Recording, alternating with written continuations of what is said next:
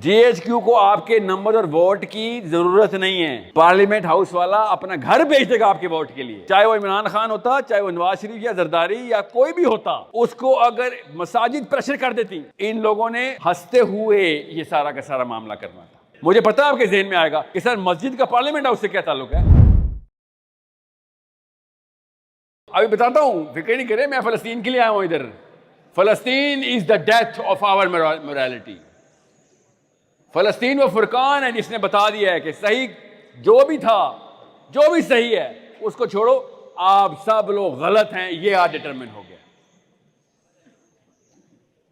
सही मेरा मोहम्मद है, सही मेरा कुरान है, मुझे भी पता है, मगर गलत क्या है, मैं गलत हूं और आप गलत। ये फलस्तीन के छोटे से 4 साल के बच्चे ने 3 साल की सादिया ने में बता दिया है कि अपने आप को मुसलमान कहना बंद करो, इंसान कहना बंद करो, स्पेशली मर्द कहना बंद करो। ये 3-3 साल की बच्चियों ने बगैर बोले बता दिया हुआ है। 37,000 पैलेस्टीनियंस डेड। 37,000।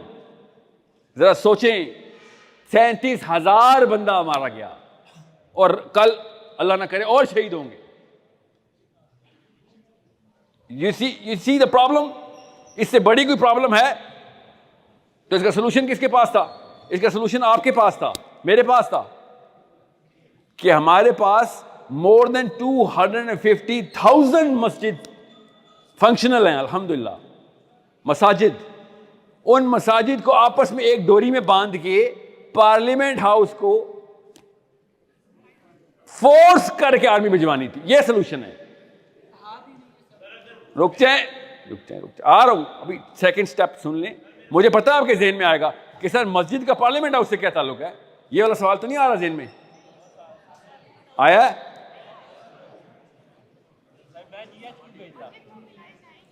मौलवी साहब जीएचक्यू जब जाएंगे तो उससे कुछ नहीं होने वाला। एनआरकी कहते हैं इसको।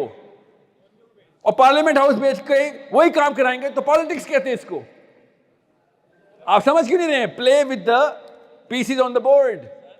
और ये सवाब का काम बता रहा हूं, अप्रिशिएट करेंगे आपकी अम्मी अब्बू भी कि हाँ भाई लड़के ने हिकमत, कौन है हिकमत वाला लड़का? ये हिकमत का तकाजा भी यही था। जीएचक्यू को आपके नंबर और वोट की जरूरत नहीं है। पार्लियामेंट हाउस वाला अपना घर भेज देगा आपके वोट के लिए। समझ रहे? यू नीड टू सी, चाहे वो इमरान खान होता, चाहे वो नवाज शरीफ या जरदारी या कोई भी होता, उसको अगर मसाजिद प्रेशर कर देती, इन लोगों ने हंसते हुए ये सारा का सारा मामला करना था। ये 2 स्टेप प्रोसेस हो नहीं रहा। क्यों? अब पता चला, मैंने स्टार्ट क्या किया था कि डेफिनेशन ऑफ इस्लाम है ही कोई नहीं जो कि इस्लाम डिमांड कर रहा है। तो जब भी आप किसी ऐसे बंदे के पास जाएंगे, बाय द वे मस्जिद के अलावा भी सोल्यूशन होता ना, मैं वो भी कहता चलो फिर उस तरफ चल रहे। इतनी तादाद में कोई और बिल्डिंग, फंक्शनल बिल्डिंग है ही कोई नहीं पाकिस्तान में। और उतनी अगर होती भी तो वो पावर नहीं थी, क्योंकि हम इस्लाम के नाम के ऊपर कुछ भी करने के लिए तैयार हैं, अल्हम्दुलिल्लाह हैं। उनको इस बात से डर लगता है कि ये तो मर जाएंगे, इनको तो टेंशन ही कोई नहीं है। तो जिस बंदे को मौत का डर ना हो, क्योंकि इस्लाम पे तो नहीं हमें कोई कॉम्प्रोमाइज ना, इस्लाम पे हम कॉम्प्रोमाइज नहीं करते। अगर हमें ये बड़े असली वाला इस्लाम दिखा दे तो हम फिर भी वही थे, हम उस पर भी ना कॉम्प्रोमाइज करते। इस वक्त कॉम्प्रोमाइज की लाइन इतनी बड़ी कर दी इन्होंने कि आम बंदा लड़का अपनी एनर्जी देता ही नहीं है कि क्या पता ये असल में ये काम करने वाला है भी कि नहीं। ये सूट पहन के आगे इसको पता है, या वो 70 साल जिसने इस्लाम को दिए मेरे अकाबरीन, उनको पता है। समझ रहे? ये कंफ्यूजन में मस्जिद मोबिलाइज नहीं हो रही। मैं इसलिए कहा है सादिया से पूछो, फलस्तीन से पूछो, वो बताएंगे, मैं कैसे बताऊंगा आपको? अंदर आपको खुद ही पता चल जाएगा क्या करना चाहिए था। हमें फौरी जलगार चाहिए थी, फौरी।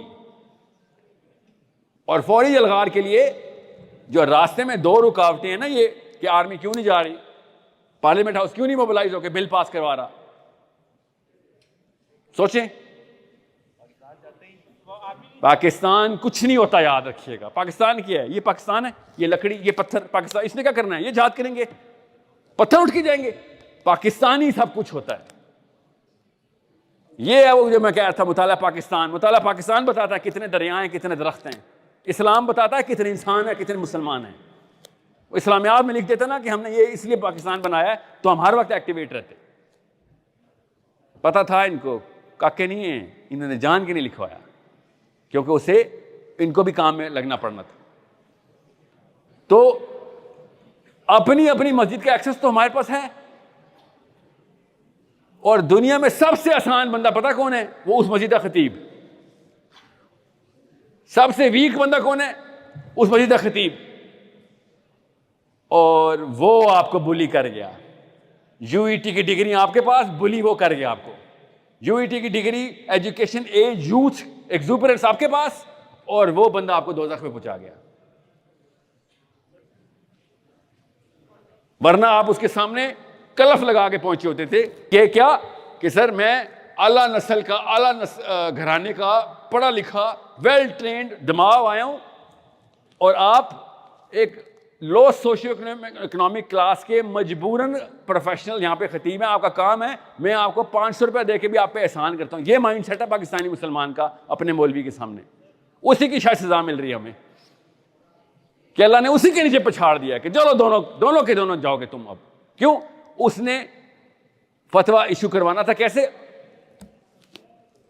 अपने पूरे के पूरे सर्कल को, क्योंकि इनका औकाफ के महकमे के थ्रू सर्कल एस्टेब्लिश्ड है।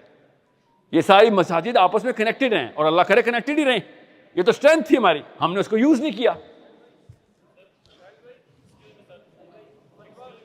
सोचे जरा, हमने अपने मेन, हम कहूटा के अंदर न्यूक्लियर पावर नहीं हुए थे, हम मस्जिद के अंदर न्यूक्लियर पावर हुए थे। और हमने सोच लिया कि बस हमारा काम ही नहीं कोई।